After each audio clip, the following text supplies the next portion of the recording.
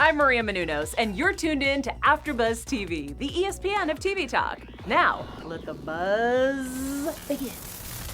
Hey everybody, Rachel Goodman here, and I'm with Angel Taylor, and we are breaking down Shrill Season 2, Episode 5, The Wedding.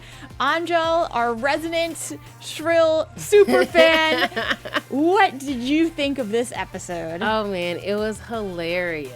It was snappy. It was awkward. It was everything I love to watch about television and not love to live in real life. Yeah, absolutely. And I think that's what I loved about it too, was all of the little quips with the drama. Yeah. Be sure, by the way, before we kind of dive in here, be sure to stay tuned until the end of the episode. We're going to give our shrilled moments as well as some predictions. But let's dive right in.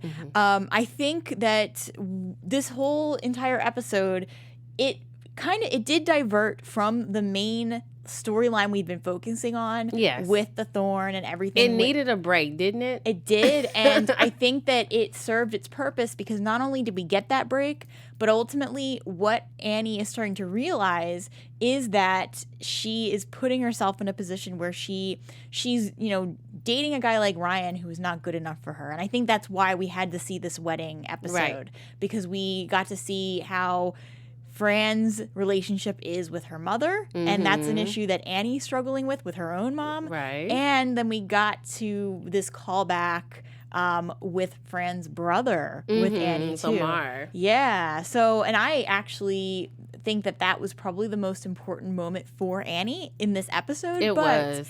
I think what I also loved too is that as they're driving up, we knew that Fran was really nervous about this. I wouldn't say nervous. She was trying to avoid the inevitable. She was it's one of those things where you're not looking forward to it, and so you're trying to pass time so you don't have to get to it. But I don't think it was nervous because she already knew what to expect. Well, a very judgmental, snappy, comparing type of family, where she's always going to be like the black sheep because she's gay, she's unmarried, she doesn't have the career that they always wanted for her. She's not really that family-oriented the way the others are. So there's a lot to be said about why she was trying to avoid this inevitable meeting. Yeah, I understand what you're saying completely. I think that's exactly why she would be nervous, though, because she does know what she's getting into by going there. And so her nerves, like just everything, that whole drive up to the wedding was very hard to watch. We didn't even know quite what she was getting herself into until we got to the moment where, like Fran said, she's always compared to Abby. And I just thought that was so sad. And the funny, not funny, but like the hardest part to watch is that it's not a typical family who is just judgmental and they're really like mean about it. They were mean, but they were like almost laughing at her like it was a family joke. And they tried to play it off like they were kind of like finding a humorous moment about this. Well, it depends on which family member. I don't think the mom was looking for humor as much as everyone else. I think really it was just the dad pulling the humor in. Well, that scene where they were sitting around the table, and they were eating, and everybody just started laughing about Fran's life decisions. That was hard to watch. And then later on, when we have, the little, when we have like the bridesmaids and Abby getting together with Abby's mother, who was really the instigator in all of this. But Abby's mother, who... I thought it was Fran's mom because she's coming up with these stories. Well, I guess Abby's mom, because she kind of could sense that it was false or fictitious information. So maybe that was her instigating, because she's trying to like recall, what can I pull into the spotlight really fast? Yeah. Well, I think that very quickly, what dawned on me is that Fran's mother was not as judgmental as her sister. And that was where all of this was coming from, because later on, after the wedding, when we see Fran and her mom finally sit down, what we kind of discover is that it isn't so much about Fran's choices. It's that Fran chose she chose to do hair far away from London. And that to me, that was such a powerful moment, because we would, like in a typical plot like this, we would think that her mother, who seemed judgmental, that's what it would all be about. But in reality, it was just that, no, if Fran was going to leave, her parents expected that Fran would do something that she could not do in London. Right. Yeah. Yeah. And so I loved that Fran got this closure with her mom, with her family, and that I love when they have situations like this that are very realistic. And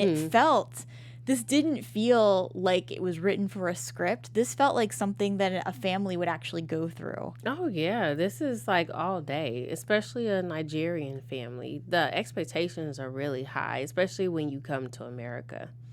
Yeah. And that's the thing, too, is that with Fran, we see that Abby her parents brought her to America. So she had potentially a different experience from Fran. She was in Oregon. Yeah. So yeah. Not much trouble you could get into there, I guess. Yeah, well, even Portland, I mean, just in terms of size of the actual city, Portland is very tiny compared to London. Right. And just, it's such a different culture. So I can see how there would be differences in how someone is based on where they live. Yeah. Yeah. I used to live in Tigard, Oregon. Yeah. So I know about the type of environment, the type of family culture that's there, and it's pretty all-American, white picket fence and 2 kids and a dog type scenario. It's very peaceful, and it rains a lot. Yeah. And it kind of forces the family to be a little closer because of the weather conditions. It's always kind of gloomy and raining, so indoors you are. Yeah. And that's like when I spent a lot of time in Portland, and that's exactly kind of what I noticed too, is that I've been there all throughout different parts of the year, and even in the summer it is much rainier than LA for sure, but even where I'm from in Pennsylvania, Portland is much rainier than Philadelphia. But so I feel like the most important thing, though, as I was talking about earlier, was with Lamar and Annie. So we got this moment where, one, like, not only is the family pressuring Fran to, do other things like become a lawyer, but they're also pressuring Lamar. They are, but he's not accepting the pressure because he always diverts it. He's like, well, I'm not dating anyone, so I'm nowhere near engaged. Like, he has, like, his little wits about him to where he's not accepting that type of pressure. Yeah. And so he's just kind of, like, being himself. Yeah. And that is, something can be said about that too. But I do think that it bothers him, obviously, because he needed to step away and smoke pot. If you smoke pot, you smoke pot regardless if your family is annoying or not. But I think that Fran allows her family to get under her skin, whereas Lamar just kind of plays it cool. Yeah. And just the awkward moment where Annie realizes that Fran has told the whole family that her and Lamar were intimate, that was so awkward, and she would have lost a friend that weekend. That was unacceptable information. Like, I would not have bounced back from that because that was so appalling. And that's the thing with Annie, though, is that especially she lets everyone rag on her, and she's just so tolerant of that. I'm like, oh my God, say something. I think what it is with Annie is that because of how she's been treated her entire life, she feels she has to accept bad behavior and has no real say. And every time Annie tries to speak up, I think that she is so scared of losing people. She makes it very awkward, and she kind of excuses it. Yeah, I think it's more, like, to me, I take her as somebody who, not that she's a people pleaser, because Annie does stand her ground when she has to, but I think she has to be pushed to that point, though. I think she is a people pleaser for sure, which is why she allows so many people to get passes for treating her like crap. I think that it's more that she feels that she needs acceptance so badly because of people not being her friend and not dating her and not wanting to be in her life, that she is, more tolerant of behavior that she should not accept. Right. And it's this fear that's keeping her from saying things more often. But I do think that she does stand up for herself, and we're seeing it more in season 2 than season 1 for sure. Yes. But what's very indicative of this is the conversation that Lamar has with Annie, where he says, oh, at least you're not with that guy who treated you badly anymore. And she is with Ryan. Like, that's the guy, that's her boyfriend. But also, too, the fact that Annie is leaning in and actually, she admitted that she wanted to kiss Lamar, number 1, but 2, just from looking at her facial reaction, she is over Ryan, and it's hard to watch her stay in a relationship. She's such a great actress, by the way. I just had to take a pause and remember that moment, and it was like great acting chops. Oh my gosh. Yeah. I felt every part of it. Absolutely. So before we run out of time here, let's talk about our Shrill moment. Okay, so Angel, what was your favorite moment this episode? My favorite moment this episode was definitely when Abby went to the restroom and the girls, they held her dress up and she's like, can I reach past your pussy and get some tissue? So they're like in the stall with her. That's such a girlfriend moment, and I've had plenty of those. And oh gosh, when liquor gets involved, you have all kind of great moments with the girlfriends that you wouldn't really share aloud.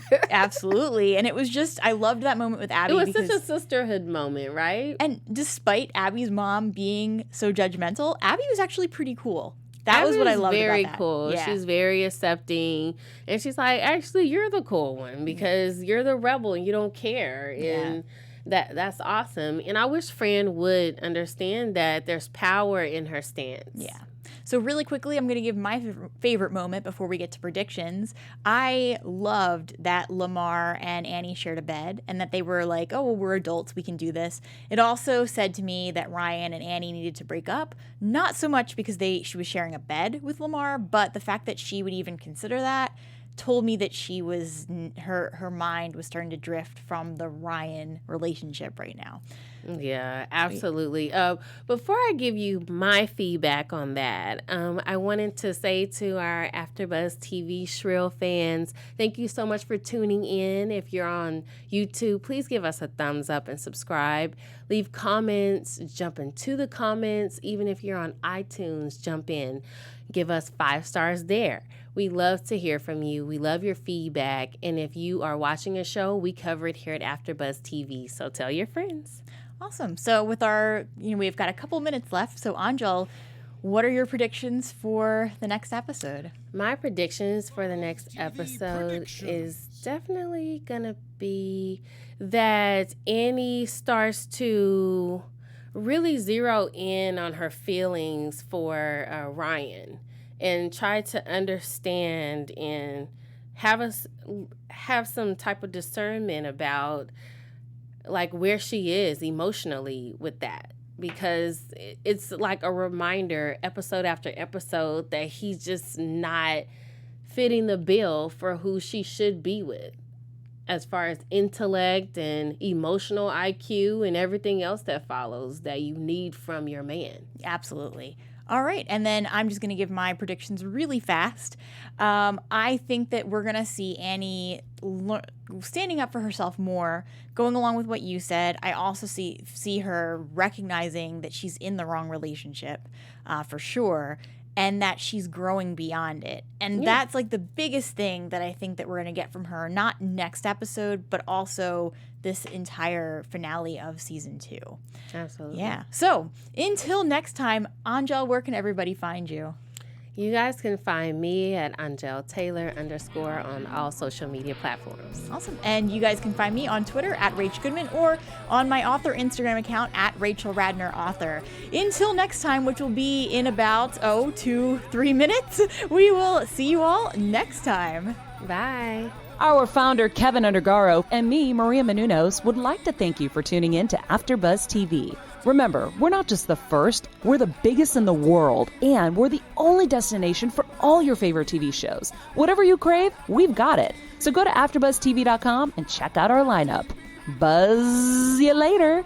The views expressed herein are those of the hosts only and do not necessarily reflect the views of AfterBuzz TV or its owners or principals.